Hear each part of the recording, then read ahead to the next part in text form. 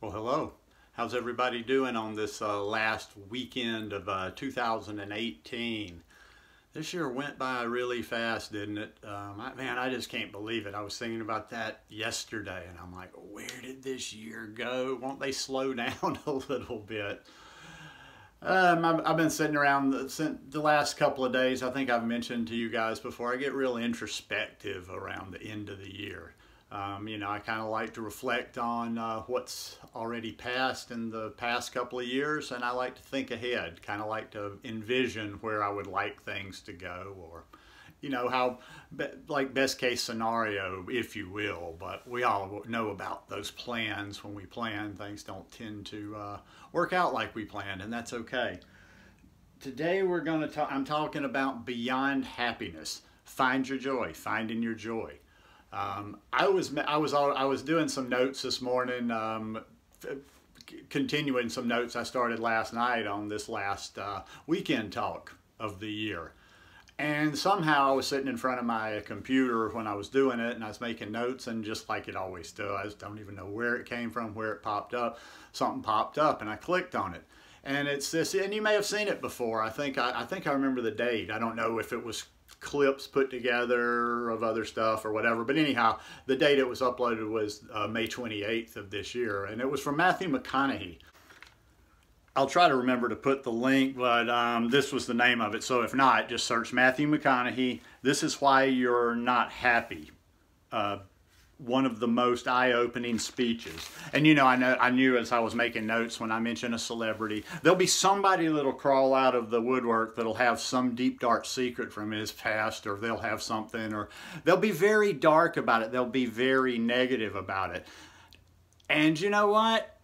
This is part of the talk. Those are the kind of people.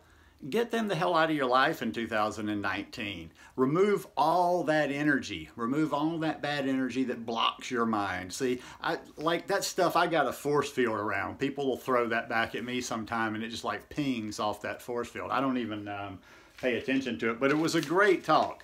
It was a really, really good talk. Actually, I've gone back and listened to it a second time, and I'm probably going to listen to it a third time.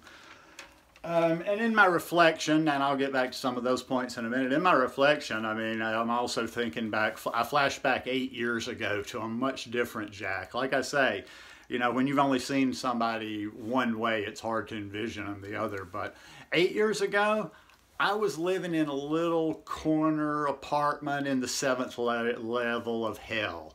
Almost every moment of life was miserable. I had a little situation going then. I would literally walk around outside my apartment at night chain smoking.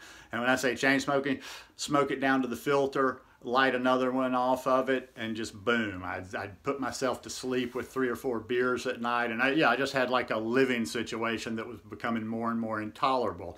It came to a head. And even way, way, way back, further than any of my story I've told you, 8 years ago, or what will be 8 years in a couple of days, New Year's Day, was probably like something that happened that really kind of started me on a totally different course. But that's not the story today.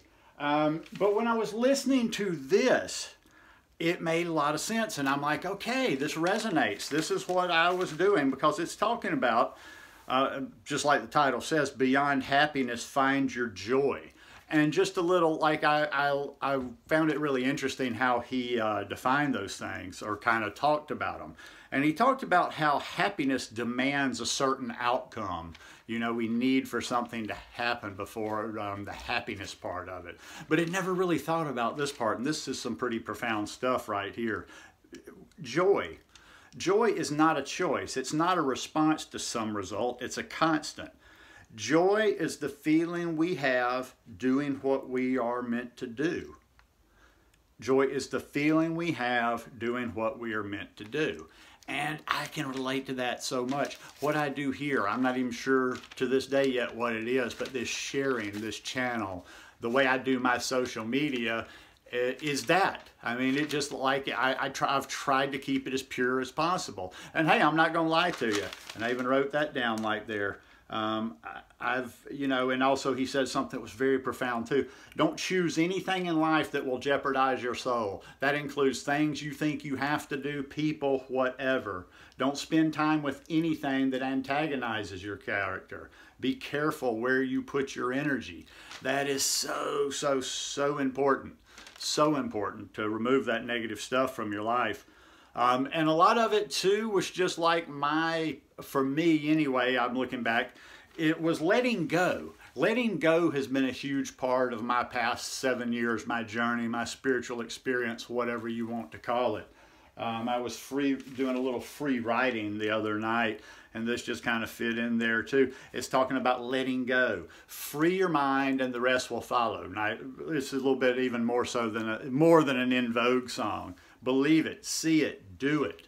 But letting go of ego, just because you think highly of yourself or you believe in yourself, you can still let go of that ego. And when I was just writing some weird stuff the other night, I'm a fucking clown. Let go of ego, play the fool. This one's pretty good though, I liked it the next day. When you can laugh at yourself, you're invincible. And that's what I do. That's what I do. I've become a clown. I don't have that anymore. I don't have, like, if somebody makes a nasty remark to me, it basically doesn't faze me. As well as, okay, positive remarks, positive comments, I'll respond to them because, I mean, that's good manners. But I also try to keep that in check and not let, you know, in other words, like, take them the same way. Take a negative response or comment and a positive response the next way. Just acknowledge it, come in. Don't let it change too much about what you're thinking.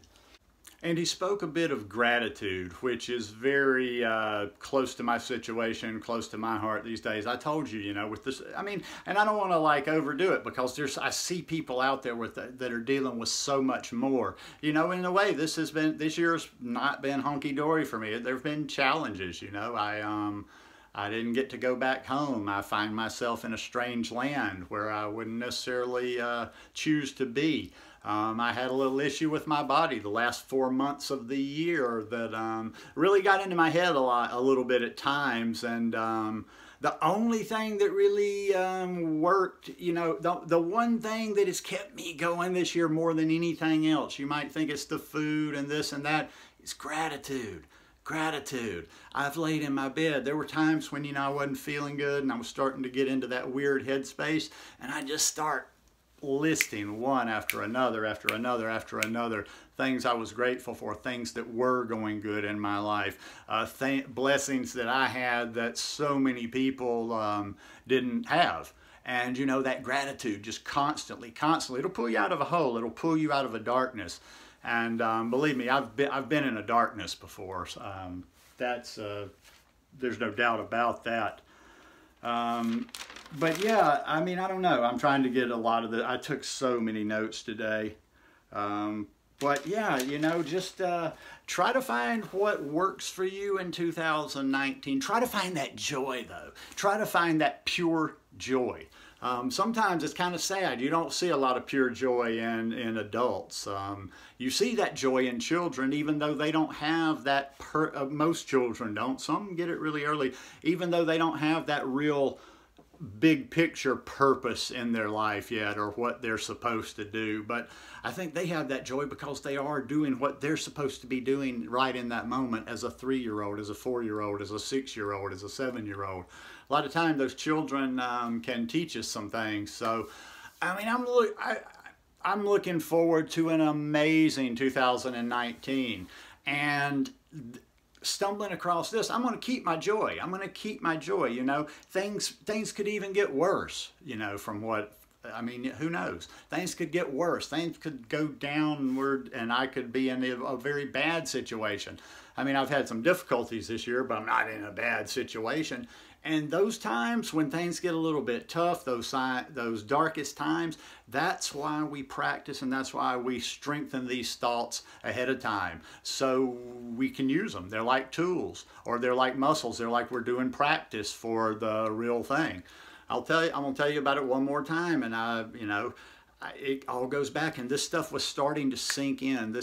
Everything that is today was starting to really, that seed was really taking off was, you know, 5.5 years ago when I got locked up down in Panama. You know, that would have, I think about that real often, and I think about if that had happened at other earlier in my life, I'd have lost my shit, man. I'm not even sure I would have kept it together. But where most people, when I got out, people were so, oh, I'm sorry, this and that. And even to this day, people, when I tell them about it, they think it was a bad experience. No, it was the opposite. It was one of the most profound experiences of my life. It changed me fundamentally, the way I looked at things, the way I saw things. Because I had only been practicing some of these things for a very short period of time. And then I got thrown into, you know, to the fire, so to speak, like really early in my thing. And I saw that by not falling apart and by using these things that I had learned, that I had a power. I had a power within me. And I think even back then was when a lot of this stuff of who I am now was percolating, and it's coming to pass. It's coming, you know, it's coming back around, and now it's being manifested because it gets stronger when I practice it. I keep practicing it, and I focus on it all the time. So anyhow, I hope you'll find your joy in 2019, because I'm ready to explore mine a little bit more, and I think this is going to be a great year. I think things are going to happen this year. I'm excited for the year, and I'll finish with that. 2019 is going to be a good year for me. Bad things could happen, catastrophic things could happen, but it's still going to be a good year for me, because I'm going to keep that joy and I'm going to keep that gratitude. And you know, I know it's easy for me to say now ahead of time, and it may get tough then, but like I say, that's why we practice. That's why we practice. Anyhow, I hope I didn't just ramble too much today with this end of the year message, and I hope you enjoyed it a little bit. I appreciate every time and everybody that even tunes in 1 time, 20 times, every single video, whatever, and wish you guys nothing but peace, love, and happiness in 2019. See ya.